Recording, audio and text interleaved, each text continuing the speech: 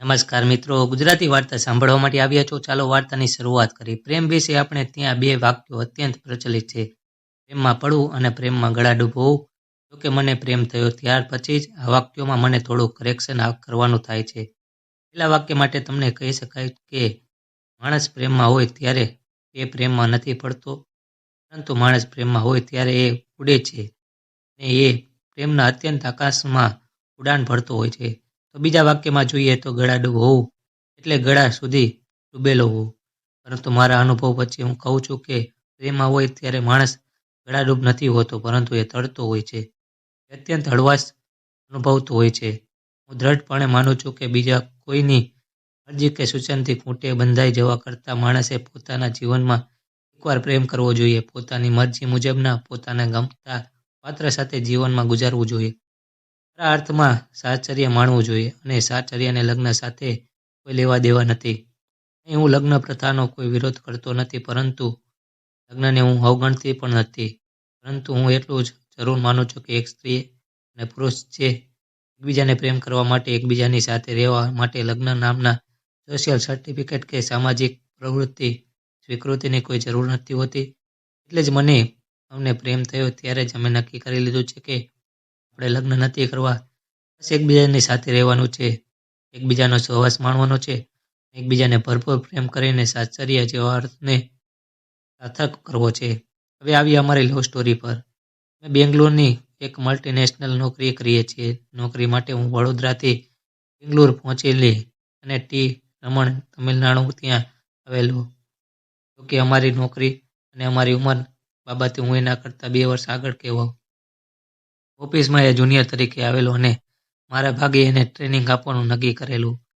એની નોકરી શરૂ થઈ ત્યારથી શરૂઆતમાં સમય થયો ત્યારે અમારી વચ્ચે મેડમજી અને રમણજી જ ચાલેલું. ટ્રેનિંગના ભાગરૂપે લગભગ 1 મહિનાનું અમે સાથ રહેલા. એ દરમિયાન એકાદ અઠવાડિયાની ફોર્માલિટીઝ પછી અમે સાથે કોફી પીતા થયા. અમારો ટેમ્પો મેચ થતાં જ અમારી વચ્ચે દોસ્તી જેવું શરૂ થયું. અમારી વાતચીતમાં અમને ખ્યાલ આવ્યો ગયો કે અમારા મોટા ભાગના રસના વિષયો એક સરખા જ છે. અમને બંનેની દક્ષિણની મસાલા ફિલ્મો જોવાની બહુ જ ગમે છે. અમને બંનેને હાર્ડકોર લિટરેચર નહીં પચે, પરંતુ અમને ચેતન ભગત કે રવિન્દ્ર સિંઘ જેવા લેખકોની જ નવલકથા વાંચવાનું ખૂબ જ ગમે છે. અમને બંનેને બડવાઇઝર બીયર ભાવે. તો રજાના દિવસે બપોરે 1 વાગ્યા સુધી અમે ઊંઘવા જોઈએ. આ બધી સામાન્યતાઓને કારણે અમે એકબીજાની વધુ નજીક આવ્યા અને રમણની ટ્રેનિંગ શરૂ થઈ. એના એકાદ મહિનાના ગાળામાં અમે સાંજે ઓફિસેથી છૂટીને સાથે રખડતા પણ થઈ ગયા. જોકે અમારી વચ્ચે વિષમતાઓ પણ ઘણી છે. અમારી ત્વચાનો રંગ પણ જુદો છે. હું ઘણી ફેર છું તો એ ઘણો શ્યામ છે. હું થોડી લાંબી છું તો એ ઘણો ઢીંગળો છે. અને તીખું ભાવે છે તો તેને ચીકું જરાય નથી ભાવતું. હું પાણીપુરીની આશિક છું તો એને સ્વાભાવિક છે એટલી જ પ્રત્યે સોફ્ટ કોર્નર છે. પણ અમે અમારી વિષમતાઓને જ એન્જોય કરીએ છીએ. ઓફિસથી છૂટીને જ્યારે અમે બેંગ્લોરની જેપી નગરમાં લટાર મારીએ ત્યારે એ ક્યારેક પાણીપુરી ટ્રાય કરી લે, ક્યારેક સવારે ઓફિસ કેન્ટીનમાં નાસ્તામાં ઇડલી સાંભર ચા પટીએ. અમારી વચ્ચે બીજી અને સૌથી મોટી સામ્યતા એ હતી કે અમને બંને અત્યંત લિમિટેડ સોશિયલ સર્કલ હતું, અને જે વર્તુળ એમનામાં પણ અમને બહુ રસ નહોતો. બીજી બાજુ બેંગ્લોરમાં અમને બંને તાજા મિત્રો પણ નહોતા અને અમને એકબીજા સાથે ફાવવા માંડ્યું હતું. એટલે અમે એકબીજાની સાથે બંને એટલો વધુ સમય પસાર કરતા. ઓફિસના ટાઈમમાં અમે જુનિયર હોઈએ તો એ સિવાયના સમયમાં અમે એકબીજાના મિત્રો તરીકે રહીએ છીએ.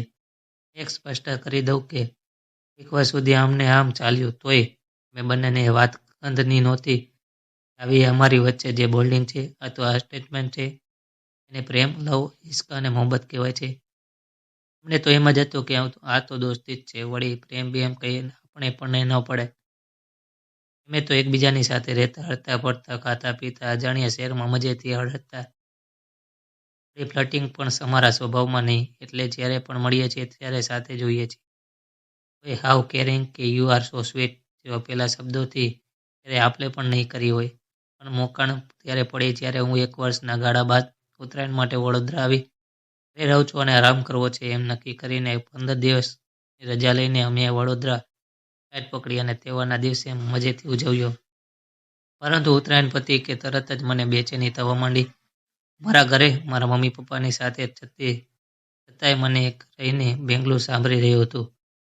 અહીં કશું જ ગમતું નહોતું અને સતત રમણશે મેસેજ કરવાનું, એની સાથે વાત કરવાનું મન થતું. ઓફિસના ટાઈમમાં હું એને વોટ્સએપ એપ પર મેસેજ કરું અને એનો ટાઇટલમાં જવાબ પડે તો એનો જવાબ વાંચીને મને એના પર જોર ગુસ્સો ચડે. જોકે સામેની તરફ સંજય પડે ઓફિસમાં છૂટે એટલે રમણ પણ સૌથી પહેલાં મને મેસેજ કરે અને સાંજે અમે જ્યાં સુધી કોફી પીતા એ કોફીના એટલા ફોટોગ્રાફ્સ મોકલે જેમાં એની સાથેની ખુરશી ખાલી હોય અને એ 2 કપ કોફી લઈને બેઠો હોય. પછી તો લગભગ અડધી રાત સુધી અમે ચેટ કરીએ અને અમે બંને એટલો સમય સાથે વિતાવવાનો પ્રયત્ન કરીએ. એ ગાળામાં અમને 2 વાત સમજાઈ ગયેલી. અમને બંનેને એકબીજાની આદત પડી ગઈ છે અને એકબીજાના પ્રેમમાં ઉડવા માંડીએ છીએ. બેંગ્લોર પહોંચતા જ અમે એકબીજાને ભેટી પડ્યા અને તરત જ વાતનો સ્વીકાર કર્યો. એકબીજાની ગેરહાજરીમાં અમને જે બેચેનીની વાત હતી એ બેચેની હજુ કંઈ નહોતું પણ પ્રેમ જ હતો.